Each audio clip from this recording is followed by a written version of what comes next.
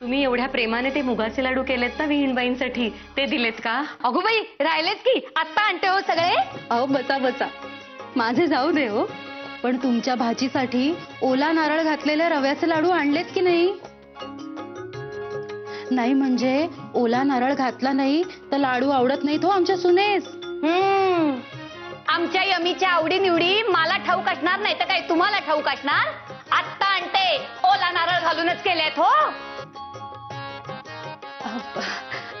मी काय म्हणते, सुभद्रा बहिणी, आत्याबाई आता प्रथमच आल्यात पुण्यात. मी त्यांना तळ्यातल्या गणपतीला घेऊन जाते. सारसबागही बघतील. पांडू नाही तर नारूला घेऊन जाते बरोबर. विहीणबाई तुम्ही येता?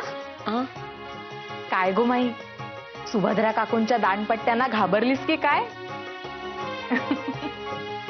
काही काळजी करू नकोस, त्या काही करणार नाहीत यांना.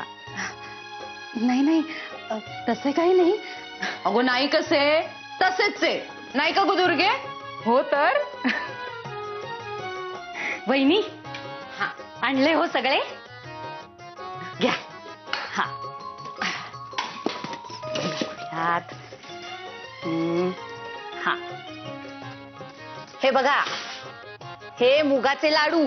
हा आणि याच्यात पुडाच्या वड्या. अगो बाई, हो का? बघू कशा झाल्यात पुडाच्या वड्या ते. तुम्हाला माहितीये का आत्याबाई, आमच्या सुभद्रा वहिनींच्या पुडाच्या वड्या अगदी प्रसिद्ध आहेत. अगो बाई हो का? मग करायलाच नको होत्या मी. मी काय म्हणते वंस, सरस्वतीने यमीसाठी जो रुमाल विणून दिला होता तो आणलात का? आणलाय की, पण जिला तो रुमाल द्यायचा ते आपली यमी आहे कुठे? हे असेच असते आत्याबाई. रमावर बुके वाचत बसलेली असते माडीवर आणि आम्ही ते राबत असतो स्वयंपाकघरात. दुर्गे, आता तिच्या नवऱ्याचीच आज्ञा आहे, त्याला ती तरी बिचारी काय करणार? पण आता मी आलीये ना, काय असतील ती सगळी कामे माझ्या समोर टाका, फडशा पाडून टाकते. अहो अहो तसे काही नाही खरेच. आई,